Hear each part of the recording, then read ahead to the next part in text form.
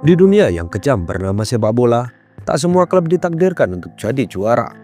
Ada yang lahir untuk mencetak sejarah, ada pula yang diciptakan untuk mencetak mimpi orang lain. Di sebuah kota kecil bernama Dortmund, berdiri sebuah klub yang terus kehilangan, namun tak pernah kehilangan harapan. Mereka bukan tempat tinggal para bintang, tapi mereka adalah tempat di mana bintang-bintang itu dilahirkan.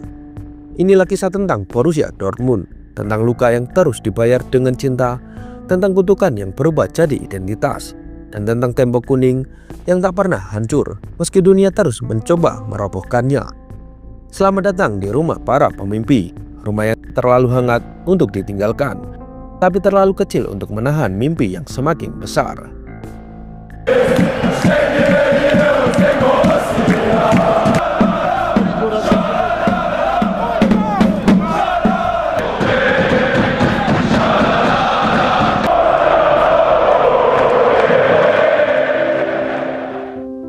Borussia Dortmund, klub yang dicintai karena keberaniannya, klub yang disegani karena kemampuannya menciptakan bintang, tapi juga klub yang ironisnya tak pernah mampu mempertahankan bintang-bintang itu untuk dirinya sendiri. Di dunia sepak bola modern yang serba instan, Dortmund adalah anomali. Mereka tidak membeli nama besar, mereka menciptakan nama besar. Dan ketika nama itu sudah bersinar terang, Dortmund selalu harus melepasnya dengan berat hati. Tiap musim, satu persatu bintang pergi. Fans menangis, manajemen pusing, tapi hidup terus berjalan. Karena di balik setiap kepergian, selalu ada bibit baru yang siap meledak. Tapi sampai kapan siklus ini akan terus berulang? Tahun 2005, Borussia Dortmund berada di ambang kebangkrutan. Klub yang pernah menjuarai Liga Champions tahun 97 itu tercekik utang, terperangkap dalam jebakan ambisi besar dan pengelolaan finansial yang buruk. Mereka hampir tak sanggup membayar gaji pemain. Mereka bahkan harus meminjam uang dari rival terbesar mereka, Bayern Munchen.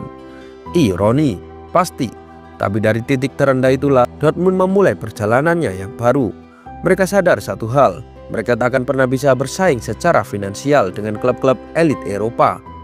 Tapi mereka bisa jadi lebih pintar. Mereka membangun ulang filosofi, tidak dengan membeli pemain jadi, tapi dengan membentuk mereka, mencari talenta muda dari seluruh penjuru dunia, mengasahnya, memberi mereka panggung, dan membuat dunia terkesima. Dortmund mulai menanamkan visi jangka panjang. Mereka tahu, untuk bertahan hidup di dunia sepak bola modern yang gila, Dortmund harus jadi sesuatu yang berbeda, sesuatu yang unik, dan itulah awal dari segalanya. Sebuah pabrik impian, bernama Borussia Dortmund. Mereka mulai menyaring bakat-bakat muda dari akademi, dan memburu pemain muda potensial dari liga-liga kecil. Tapi langkah mereka belum sempurna, sampai satu nama datang, Jurgen Klopp. Tahun 2008, Jurgen Klopp ditunjuk sebagai pelatih utama Dortmund. Ia bukan pelatih bertitel besar, tapi ia punya semangat revolusi. Di tangan Klopp, filosofi membina pemain muda bukan sekedar strategi, ia menjadikannya ideologi. Dengan Jurgen Klopp lahirlah gegenpressing, sebuah gaya main yang menuntut tenaga muda, energi tanpa henti, dan semangat yang membara. Itu cocok sekali untuk pemain muda yang lapar dan haus pembuktian. Dan disinilah Dortmund mulai menanam benih. Nama-nama seperti Mario Götze, Mats Hummels, Nuri Sahin, Ilkay Gundogan, hingga Robert Lewandowski mulai tumbuh di bawah asuhan sang maestro. Mereka bukan hanya menjadi pemain andalan, mereka adalah simbol kebangkitan, simbol dari filosofi baru Dortmund. Sekitar tahun 2010 hingga 2013, Borussia Dortmund punya sesuatu yang luar biasa. Sesuatu yang bahkan tak dimiliki banyak klub raksasa Eropa saat itu. Chemistry alami, energi muda, dan satu pelatih gila bernama Jurgen Klopp yang tahu betul cara menyatukan semuanya dalam satu semangat cinta yang tulus. Kisah ini saya awali dengan Mario Götze, anak ajaib yang menjadi pengkhianat. Dia disebut sebagai Golden Boy, anak asli Dortmund, produk akademi. Mario Götze adalah wajah masa depan klub. Dia bukan cuma jago dribble, tapi juga jenius membaca permainan. Klopp sendiri pernah bilang, Götze adalah Messi-nya Jerman. Dia seharusnya jadi simbol loyalitas, tapi musim panas 2013, tepat sebelum final Liga Champions melawan Bayern, Mario Götze resmi pindah ke Bayern Munchen. Luka itu terasa dalam. Anak sendiri menusuk dari belakang, dan waktu penusukannya adalah yang paling kejam. Götze tak pernah benar-benar bersinar di Bayern, bahkan karirnya perlahan meredup karena cedera dan performa yang tak stabil, seolah karma mengejarnya Atau mungkin ia memang kehilangan sihirnya sejak meninggalkan rumah pertamanya. Selanjutnya ada Nuri Sahin, si jenius tengah yang pergi terlalu cepat. Satu lagi anak asli Dortmund, gelandang bertalenta yang memulai debutnya di usia 16 tahun, termuda sepanjang sejarah Bundesliga saat itu. Nuri Sahin adalah metronom permainan Dortmund pada musim 2010-2011 saat Dortmund juara Bundesliga. Sahin adalah otaknya. Tapi Real Madrid datang membawa tawaran Mekah dan Nuri Sahin pun pergi. Tapi seperti Götze, ia pun tak pernah benar-benar menemukan dirinya di luar Dortmund. Ia kesulitan di Madrid, dipinjamkan ke Liverpool, tenggelam, lalu kembali ke Dortmund. Tapi yang kembali bukan lagi Sahin yang dulu. Ia kembali sebagai bayangan masa lalunya. Ia mencari dunia yang lebih besar, tapi ia tak sadar rumahnya adalah dunia itu sendiri. Lalu ada Shinji Kagawa, bintang dari timur yang menghilang di kabut. Di saat banyak klub Eropa ragu mendatangkan pemain Asia, Borussia Dortmund malah berjudi. Mereka merekrut seorang playmaker muda dari Cerezo Osaka bernama Shinji Kagawa pada tahun 2010. Harganya hanya sekitar 350.000 euro. Tapi begitu Kagawa menyentuh lapangan Bundesliga, semua orang terdiam. Gaya mainnya lincah, visi bermainnya luar biasa, dan ia punya sentuhan yang jujur saja seperti penyihir. Kagawa adalah otak di balik kombinasi segitiga maut bersama Lewandowski dan Götze. Di bawah asuhan Klopp, dia bukan sekedar pemain Asia yang sukses di Eropa, dia bintang global. Dan lebih dari itu, Kagawa membawa Bundesliga ke pasar Asia. Jersey Dortmund dengan nama Kagawa laku keras di Jepang, Korea, bahkan Indonesia. Musim 2011-2012 adalah puncaknya. Dortmund juara Bundesliga dan DFB Pokal. Kagawa menjadi aktor utama, tapi seperti kisah klasik Dortmund lainnya, momen manis itu hanya sebentar. Musim panas 2012, Sir Alex Ferguson menaruh mata padanya, dan Kagawa pun pindah ke Manchester United. Dia pergi bukan hanya untuk mengejar karir, tapi untuk mengejar mimpi masa kecilnya bermain di Old Trafford. Namun kenyataan pahit. Di Inggris, Kagawa tak pernah menemukan tempatnya. Terlalu lembut untuk liga yang keras, terlalu visioner untuk taktik yang pragmatis. Setelah 2 musim yang mengecewakan, Kagawa kembali ke Dortmund. Tapi seperti Nuri Sahin, yang pulang bukanlah Kagawa yang dulu. Ia sudah kehilangan magisnya. Ia bukan lagi sang maestro. Kadang kita tak menyadari bahwa masa terbaik kita adalah saat kita perlu mencoba mencari yang lebih besar. Selanjutnya kita bahas tentang Mats Hummels, sang komandan yang menyeberang ke musuh. Bek tangguh, pemimpin sejati di lini belakang. Hummels tumbuh menjadi salah satu bek terbaik Eropa. Tapi ketika musim-musim berat datang dan Dortmund mulai kehilangan arah, Hummels pun menyusul Götze. Perginya Hummels bukan cuma kehilangan kualitas, tapi kehilangan jiwa kepemimpinan. Dan lagi-lagi dia ke Bayern Munchen. Luka fans semakin menganga menerima takdir itu. Apakah mereka tak bisa memilih klub lain selain Bayern Munchen? Kenapa selalu musuh yang kau peluk setelah kau tumbuh besar di rumah ini? Dan selanjutnya ada Robert Lewandowski, mesin gol terbaik. Lewandowski adalah simbol kesempurnaan transfer Dortmund. Dibeli dari Lech Poznan dengan harga murah, dibentuk menjadi mesin gol. Puncaknya 4 gol ke gawang Real Madrid di semifinal Liga Champions. Dunia geger, Dortmund ada di puncak. Tapi sekali lagi, setelah semua pencapaian itu, Lewandowski pun pergi gratis. Ke siapa lagi kalau bukan Bayern Munchen? Dortmund mencetaknya, membentuknya, memperkenalkannya pada dunia. Tapi ketika waktunya panen, justru orang lain yang memetik hasilnya. Tidak lupa ada Ilkay Gundogan, sang pengatur tempo yang tenang dan mematikan. Di bawah klub, ia berkembang jadi otak permainan Dortmund. Tapi begitu Manchester City datang membawa janji kejayaan dan filosofi Guardiola, ia pun pergi. Di tanah Inggris, ia jadi jenderal lapangan tengah, bahkan mencatatkan sejarah saat membawa City menjuarai treble. Dunia mengenalnya sebagai legenda City. Tapi siapa yang membentuknya dulu? Itu adalah Borussia Dortmund. Final Liga Champions 2013, puncak harapan dan awal kehancuran.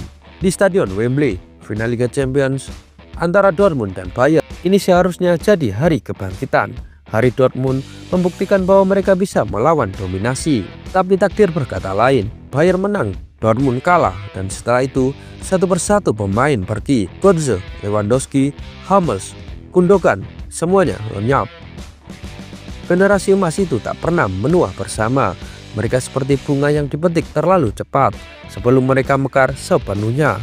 Mereka bukan gagal, hanya saja dunia tak memberi mereka waktu.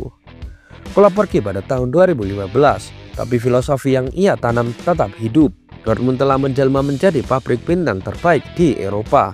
Setiap tahun selalu ada wajah baru yang mencuri perhatian dunia. Tapi sayangnya, dunia juga tahu satu hal. Jika pemain itu bersinar di Dortmund, waktunya untuk pergi sudah dekat. Musim 2016, Dortmund mendatangkan bocah Prancis kurus dari Rennes. Namanya Ousmane Dembélé. Harganya hanya 15 juta euro. Tapi dalam satu musim, Dembélé membuat Bundesliga terguncang. Dribblenya sangat liar, kecepatannya sangat gila. Ia bukan pemain yang taat skema, dia adalah seniman jalanan. Satu musim, cuma itu yang dibutuhkan. Barcelona datang, terguncang oleh kepergian Neymar dan menggelontorkan dana 135 juta euro untuk Dembélé. Dortmund untung besar, tapi sekali lagi fans hanya bisa mengelus dada. Apa artinya sebuah musim indah kalau akhirnya ia hanya sekilas lalu? Lalu ada Christian Pulisic, harapan Amerika yang dilepas di London. Bocah ajaib dari Amerika Serikat, Christian Pulisic adalah bintang utama yang mengangkat nama Dortmund ke panggung sepak bola Amerika. Paus Pulisic jadi barang wajib bagi fans baru Dortmund di seantero Amerika Utara. Ia debut muda, mencetak gol-gol penting dan jadi wajah klub selama masa transisi. Tapi begitu Chelsea datang dengan tawaran 64 juta euro, Dortmund tak menolak. Pulisic pergi, fans kecewa, tapi tak kaget. Mereka mencintainya, tapi mereka juga tahu ini adalah Dortmund. Cinta selalu punya tanggal kadaluarsa. Dan ada nama Jadon Sancho. Dia salah satu kisah terbaik Dortmund dalam merekrut pemain muda. Sancho datang dari Akademi Manchester City. Karena tak sabar menunggu kesempatan main, Dortmund memberi segalanya, panggung, kepercayaan, dan cinta fans. Sancho membalas dengan gol dan assist. Dalam 3 musim, ia jadi salah satu winger yang paling mematikan di Eropa. Dan akhirnya Manchester United datang. Harganya 85 juta euro. Tapi karirnya di MU justru tersendat. Fans Dortmund hanya bisa meratapi nasibnya. Bukan karena cemburu, tapi karena sedih. Sancho tidak berkembang. Ia justru hilang arah setelah meninggalkan rumah yang membesarkannya. Banyak dari mereka yang pergi, tapi tidak semua yang pergi akhirnya bahagia. Lalu Henrik Mkhitaryan, playmaker tajam nan licin, yang menciptakan assist seolah-olah sedang menulis puisi di atas rumput hijau. Tapi begitu Manchester United datang dengan kemewahan dan janji kejayaan, ia pergi. Sayang, karirnya malah redup. Di sana ia bukan lagi maestro, ia hanya bayangan dari kejayaan yang pernah bersinar di Signal Iduna Park. Dan ada nama Pierre-Emerick Aubameyang, si Panther dari Gabon. Lari secepat angin, naluri membunuhnya di kotak penalti membuat Bundesliga bertekuk lutut. Tapi lagi-lagi Arsenal menjemputnya dengan cek yang gemuk. Ia pergi menjadi top skor Premier League, lalu menghilang dalam labirin ego dan konflik. Di akhir kisahnya, ia bukan lagi pemangsa, ia hanya siluet yang tersisa di ujung senja. Selanjutnya ada Achraf Hakimi yang datang sebagai pinjaman dari Madrid. Ia bukan siapa-siapa, tapi di Dortmund ia belajar menyerang, bertahan, berlari, bertarung. Tapi saat waktunya tiba, ia pergi. Hakimi jadi bek kanan terbaik dunia, tapi siapa yang memulainya? Itu adalah Dortmund. Lalu ada nama Manuel Akanji, dianggap biasa-biasa saja di Jerman, tapi ketika City menjemputnya, publik sadar ternyata di balik ketenangannya tersimpan ketangguhan luar biasa. Dortmund menemukannya, dunia baru mengenalnya setelah ia pergi. Kalau ada satu pemain yang membuat dunia sadar betapa menakutkannya Dortmund sebagai pabrik bakat, itu adalah Erling Braut Haaland. Didatangkan dari RB Salzburg dengan harga cuma 20 juta euro, Haaland meledak seketika. Gol demi gol lahir tanpa ampun, seolah ia bukan manusia tapi sebuah mesin gol. Namun sejak awal semua orang tahu Haaland tak akan bertahan lama. Klausul rilis yang terlalu murah, sekitar 60 juta euro, jadi bom waktu. Dan ketika Manchester City datang, Dortmund hanya bisa pasrah. Tak ada klub yang bisa menahan monster kalau monster itu lahir untuk dunia yang lebih besar. Selanjutnya ada bocah Inggris yang bermain seperti veteran. 17 tahun, itu usia Jude Bellingham saat pertama kali mengenakan jersey Dortmund. Tapi cara dia bermain, cara dia memimpin, seolah ia sudah main selama 1 dekade. Dortmund membentuknya, menjadikannya gelandang yang komplit, kuat, cerdas, teknikal, bahkan jadi kapten di usia 19 tahun. Tapi hanya 3 musim, Real Madrid datang. Bellingham pergi, dan kali ini fans tak marah, mereka bangga, tapi tetap saja hati mereka koyak. Banyak yang bertanya, kenapa Dortmund tak mempertahankan pemain mereka? Kenapa tak berjuang lebih keras agar bintang-bintang mereka bertahan? Jawabannya pahit tapi realistis. Dortmund tak bisa bersaing dalam hal gaji ketika klub seperti Bayern, Barcelona, Real Madrid datang dengan tawaran 2 hingga 3 kali lipat gaji. Tak banyak yang bisa mereka lakukan. Sebagai perusahaan publik yang terdaftar di bursa saham Jerman, Dortmund memiliki kewajiban untuk menjaga neraca keuangan. Menjual pemain muda yang mereka beli murah dan menjual mahal adalah strategi bisnis yang sehat, kadang bahkan wajib. Liga Champions, Liga Inggris, ketika pemain muda bersinar, tentu mereka ingin panggung yang lebih besar. Dan Dortmund paham, mimpi setiap pemain tak selalu bisa berakhir di sana. Namun meski semua itu terdengar logis, tetap saja ada luka di hati fans karena setiap kali bintang pergi, rasanya seperti kehilangan keluarga. Dortmund adalah tempat di mana impian lahir, tapi juga tempat di mana impian tak pernah tumbuh dewasa. Ada yang datang, ada yang pergi, tapi ada satu hal yang tidak pernah berubah. LB1, tembok kuning, benteng terakhir dari harapan, cinta, dan semangat yang tak bisa dibeli dengan uang. Dortmund memang bukan klub kaya, tapi mereka punya kekayaan yang tak dimiliki klub manapun di dunia. Supporter yang tidak pernah menyerah mencintai. Tiap akhir pekan, lebih dari puluhan ribu orang memadati Signal Iduna Park. Mereka tidak datang karena gelar, tidak juga karena trofi. Mereka datang karena satu alasan, ialah cinta. Mereka tahu bahwa bintang yang bersinar hari ini mungkin akan pergi musim depan. Mereka tahu bahwa setiap gol indah bisa jadi perpisahan yang tertunda. Tapi mereka tidak berhenti menyanyi, mereka tidak berhenti berharap. Kau boleh pergi, tapi cintaku akan tetap ada di sini. Di antara semua cerita tentang pengkhianatan, kepergian, dan ambisi pribadi, ada satu sosok yang memilih bertahan. Namanya Marco Reus. Lahir di Dortmund, tumbuh bersama klub, berkali-kali mendapatkan tawaran dari klub besar, tapi ia menolak semuanya. Bahkan ketika teman-temannya pergi satu persatu, ia tetap tinggal. Ketika cedera datang berkali-kali, ia tetap berjuang. Ketika gelar tak kunjung datang, ia tetap percaya. Saya bukan yang terbaik di dunia, saya ingin jadi yang terbaik untuk Dortmund, ungkap Marco Reus. Dia adalah simbol, lambang bahwa cinta itu masih mungkin bertahan di dunia sepak bola yang kejam. Dan bukan hanya Reus, lihat para pemain muda yang datang ke Dortmund sekarang. Mereka tahu bahwa tempat ini bukan akhir, tapi mereka juga tahu tempat ini adalah awal yang terbaik. Karena di sini mereka diberi kepercayaan, diberi kesempatan, dan diberi panggung. Dortmund bukan hanya tempat bermain bola, Dortmund adalah tempat jatuh cinta. Lihatlah bagaimana Jude Bellingham menangis saat pertandingan terakhirnya. Lihat bagaimana Jadon Sancho ingin kembali ke Dortmund setelah tersesat di Inggris. Lihat bagaimana Erling Haaland berkata, "Saya menjadi monster karena Dortmund mengizinkan saya." Dan lihat para fans selalu memeluk dengan tangan terbuka. Meski tahu pelukan itu tak akan lama, banyak yang bersinar, banyak pula yang tenggelam. Tapi satu hal yang pasti, mereka semua memulai perjalanannya dari tempat yang sama. Tempat di mana mimpimu disulap menjadi kesempatan. Tempat bernama Borussia Dortmund. Mungkin tak ada yang benar-benar salah, Dortmund hanya realistis. Mereka tahu tempat mereka di dunia sepak bola, tapi tetap saja setiap kepergian menyisakan luka. Dan yang lebih pahit, siklus ini terus berulang. Sekarang ada nama-nama baru, Karim Adeyemi, Jamie Bino Gittens, Youssoufa Moukoko, Julian Duranville. Siapa yang akan jadi korban berikutnya?